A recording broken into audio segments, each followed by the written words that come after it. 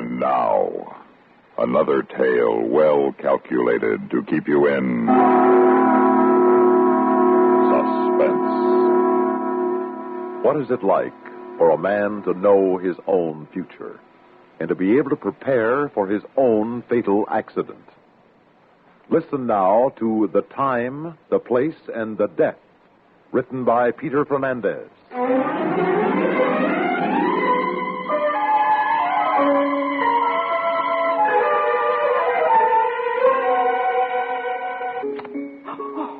There it is again, Signor. There it is. Yes, the ace of spades. Never have I seen anything more positive. 3 times through the cards, and they turn up in this same sequence. This, then, is a warning to me? A warning? Oh, no, Signor. This is a fact.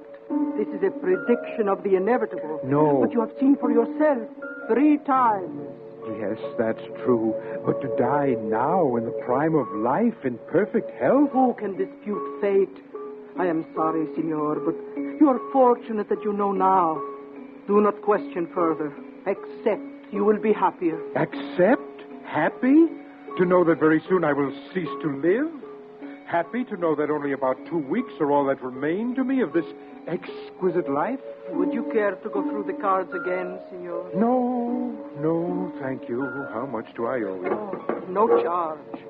Instead, I wish to offer you my deepest sympathy.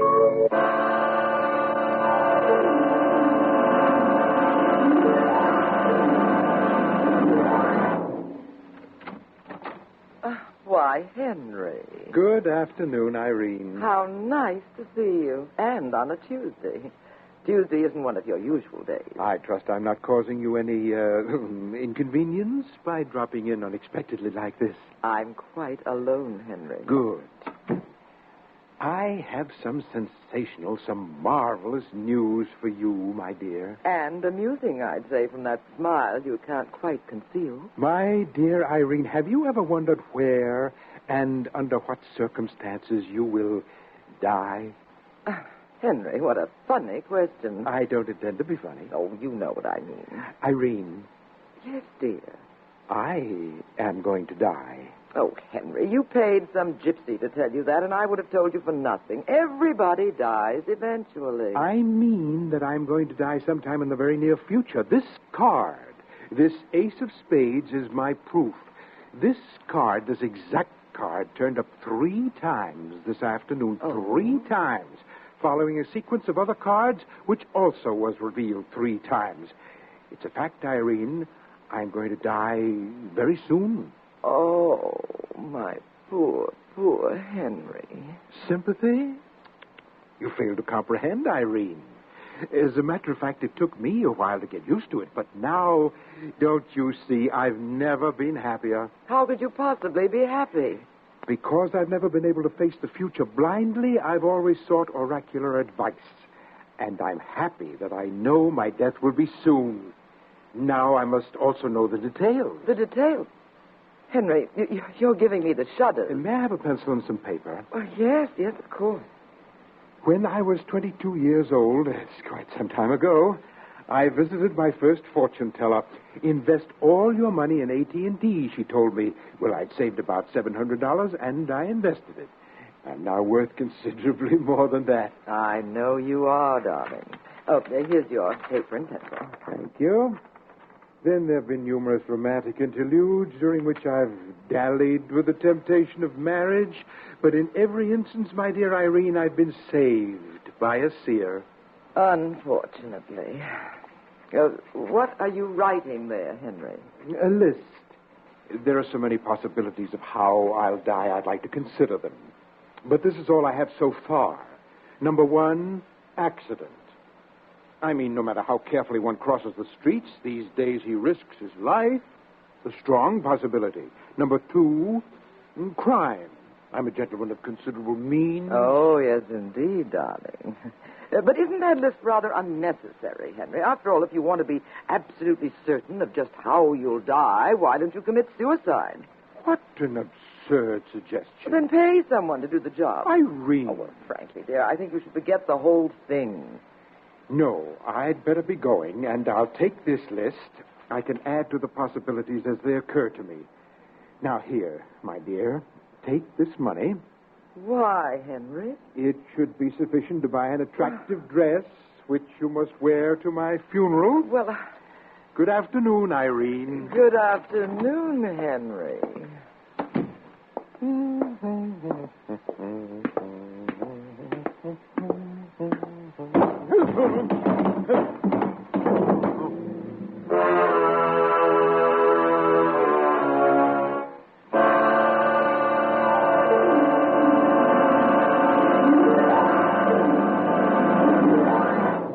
In just a moment, we will return for the concluding act of Suspense.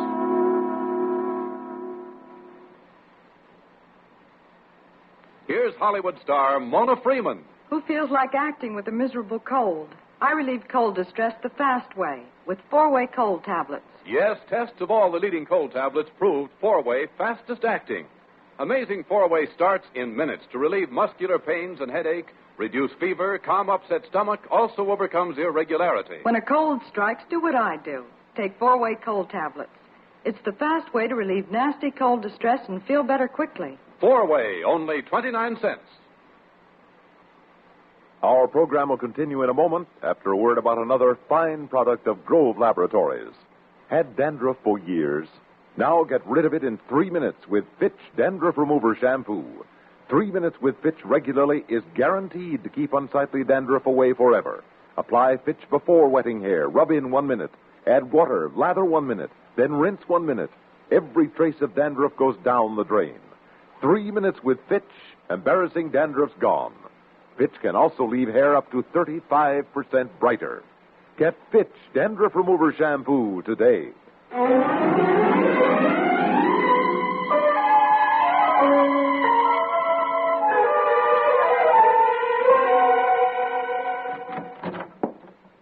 Who's that? What's going on? Miss Chippendale. Miss Chippendale. You all right, sir? Yes? Yes, what is it, Rudy? Come here, quick. Bring some water. Your gentleman friend had an accident. Oh, my goodness, they're coming, Rudy. Please, sir, please. It's all my fault. I should have fixed that step. Please, sir. Is he dead, Rudy? I don't think so. He told me something like this would happen. Not 2 minutes ago, he told me. Oh, here, there's water from my vase of flowers. His eyes are open. Here, sit. Sit up. Sit up. Oh, thank you. Henry, are you all right? Irene? Yes, dear. Have I died? Oh, thank goodness, no, Henry. Now, you see, that ace of spades was wrong after all. I don't think it was. It's that fourth step from the land, and when the weather is damp, it warps and the edge sticks out a little. Some other people have tripped on that step, Well, then but why I haven't thought... you fixed it, Rudy? You're the janitor. Oh, I've tried, Miss Chippendale, but the lumberyard was out of the right kind of wood. My list. I don't need it now. I know everything now. I know the place and the circumstances. You do? Yes, I'm going to die as a result of that fault in the stairway. What? Really, Henry? Well, but don't you see? Fate has given me a warning. The rest is up to me. I must now fix the date and arrange the details for afterwards. Having escaped death once under such miraculous conditions, I'll never escape a second time. Why, imagine just an inch or two from that knob. The lumberyard said they're getting a shipment in next week. Then I can fix that step. If you do, my good man, you'll have to answer to me. What? Good afternoon.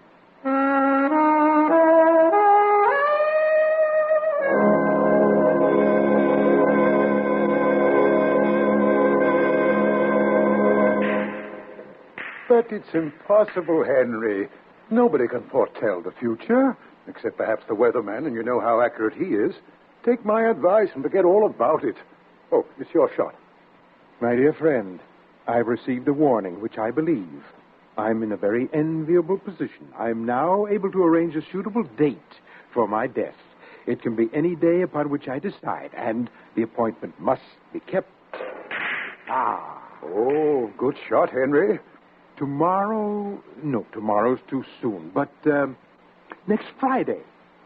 Friday. That would be a fine day on which to die. Next Friday isn't any good, Henry. Why not? That's my usual day for visiting Irene. Oh, but of course. How forgetful of me. Well, I don't wish to die on Saturday. There are too many interesting parties I might attend. Sunday. The day will be Sunday. Perfect. They can bury me on Wednesday. Oh, another good shot, Henry. Now I must see my lawyer about a will at once. I'm leaving almost everything to dear Irene. Oh, you are? Well, I can't leave her penniless. No, of course not, of course not. And then I must arrange for the funeral, the burial, so many last-minute details. Perhaps I won't have time ever to see you again, unless you can be in Irene's apartment with her next Sunday for our farewell. Well, In fact, Joseph, I'd like you to be there at, shall we say, 5:30. I'll descend the stairs to my death at 5:52. Yes, 5s and 2s always have been benevolent numbers for me. Yes. I'll be there, my dear Henry. And on Wednesday, of course, you'll attend my funeral? Of course. And I shall mourn for you deeply. Splendid. The funeral will be at 3 o'clock. Oh, 3 o'clock. Oh, but Henry, that's the afternoon they'll be judging the terriers at the Westminster. And I've registered both Tristan and Isolde. Oh, no. I'm dreadfully sorry, but I just can't. I am sorry, too, Joseph, but at least can I expect you to be at Irene's on Sunday? On Sunday? Oh, yes, Henry, yes. I shall be there.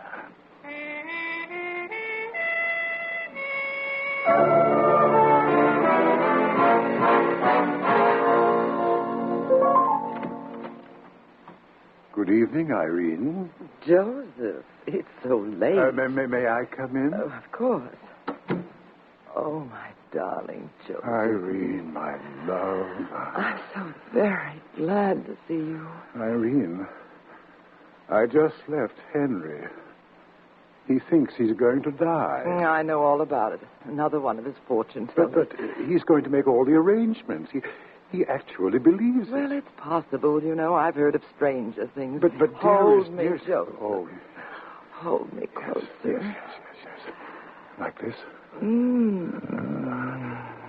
Now, listen to me, Irene. When Henry dies, he'll leave all his money to you. How do you know that? He told me. He told me that he's having his will drawn up. When he dies, you'll be a rich woman, Irene. Oh, well, that's such a vague possibility, Joseph. When he dies. You mean if he dies? Irene, he will die. You sure? I need his money as much as you do. I'm going to make sure. Joseph. On the day he has planned for his death, we will kill him. Oh, Joseph. How? Poison? He will come here to descend those stairs. We will have a drink. A final, sad farewell drink. His will be well laced with arsenic. But the police will know. That his drink was poison, of course. Good. That's what we want. Because he will have made all those preparations. They will decide that he committed suicide. There'll be no way for them to know otherwise. What do you think now? I think, my darling, that you and I will both someday soon be very, very wealthy.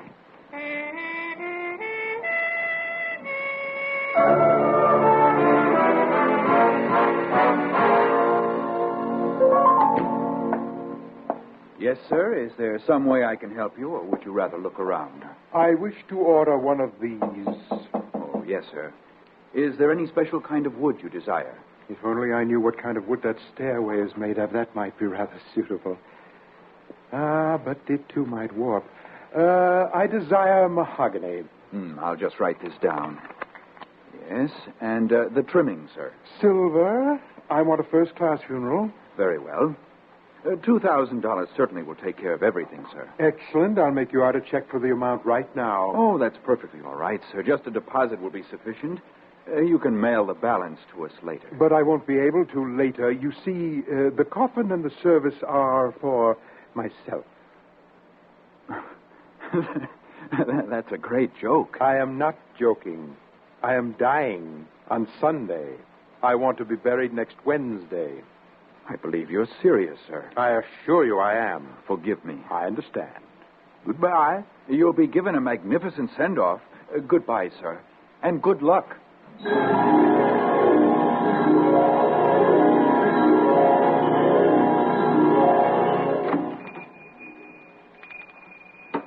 afternoon, sir. May I help you? Wait. Let me make a guess. I'd say that you're a man searching for an exquisite boutonniere. I wish to order a floral wreath. Oh, yes, sir.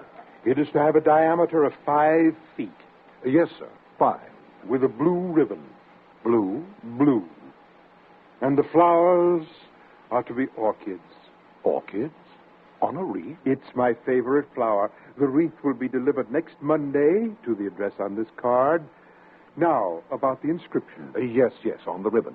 It's to say, to myself, sincerely. Beg your pardon? No. Change that to read, to myself, with great love. Oh? Yes, sir. Perhaps there's nobody who thinks as highly of me as I do. No, sir. Yes, sir. I'll take the boutonniere now. A black one. I shall miss myself.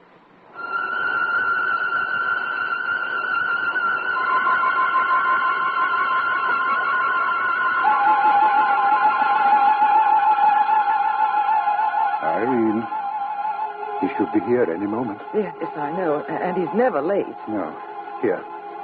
Here's the capsule with the arsenic. Oh, it looks so harmless, doesn't it? Now, when he comes in, offer him this drink.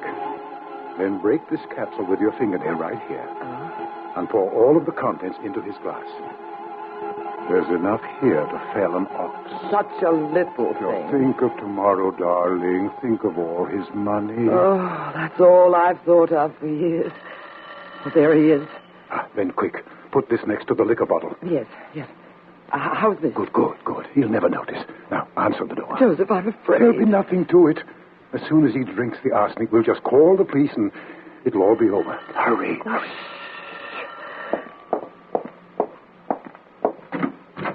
Good afternoon, Irene. Hello, Henry. Come in, my dear. Thank you. And Joseph.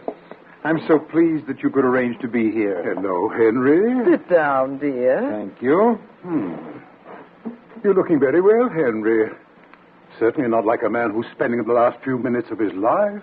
It's a beautiful day, Joseph.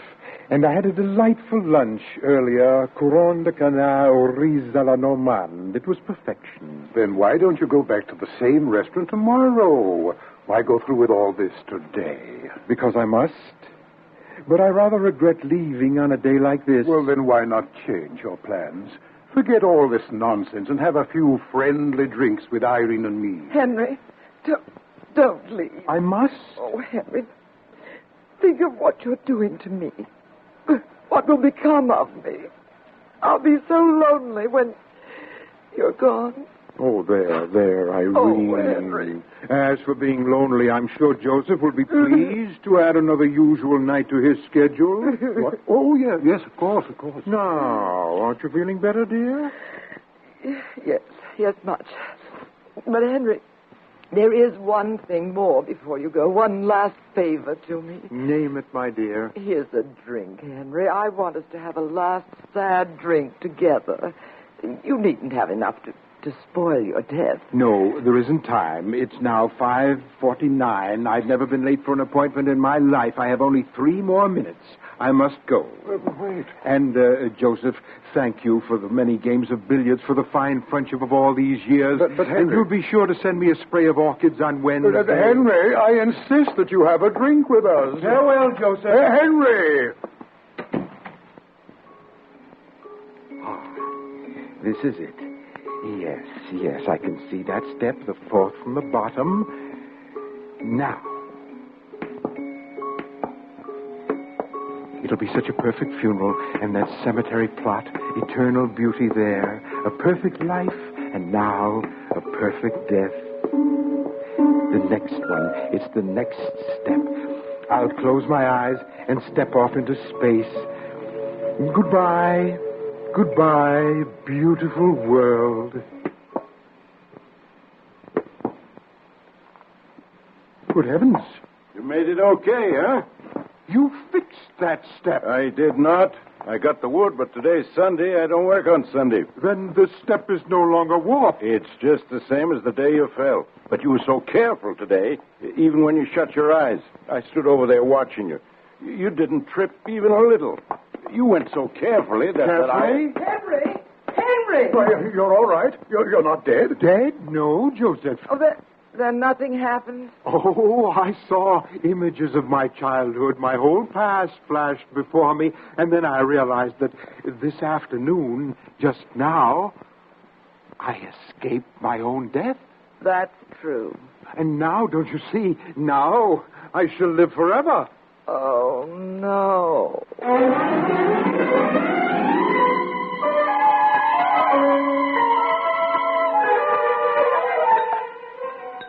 Well, this certainly calls for a celebration, Henry. Oh, from now on, every day will be a celebration. Here's your drink, Henry. Thank you. Irene. Yes, dear. There's something I must do first before anything else. What's that? I must telephone. I'll put my drink down right here, and it won't take a moment. But Henry, I'd like to propose a toast to you. Well, then go right ahead, Joseph. It would be bad luck for me to drink my own toast. But Henry... Hello. Oh, dear. Is this the funeral director? This is Henry Perth Johnson. You're expecting my body in a short while. Well, I've decided to cancel all the arrangements. Yes, that's right. No, I didn't die. No, I'm in the best of health. Next week? No, my good man canceled it permanently. Thank you. Henry. Now, wait, Joseph, before you make a toast to me, I would like to propose one to both of you. Irene, do something. It mustn't happen. No, Henry. What's the matter? Here, give me that glass. I'll make a fresh drink for But you, I haven't Henry. even touched this drink yet. A toast. Give it to me, Henry, please. Well, why? Is there something wrong with it? Oh, no. It is just... There's a strange smell to this drink. Oh. Reminiscent of gardens in summer and rose arbors and... now I recognize it. Arsenic. Arsenic. Decidedly. Surely you realize that I cannot die now, under any circumstances. Yes, we realize. Here you are, Henry. A fresh drink. And I'll take that glass. Thank you. Henry, sweet Henry. Will you ever be able to forgive us? Forgive? I've already forgotten. To you, Irene, and you, Joseph, my closest and my dearest friend.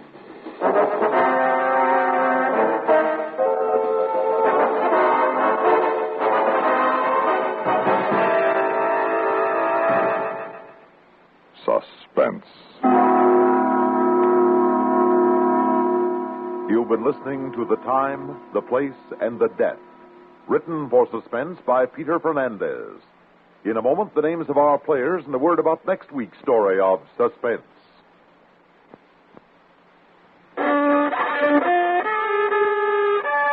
Are you out of tune due to irregularity? Then help yourself get back in tune with Kellogg's All Brand.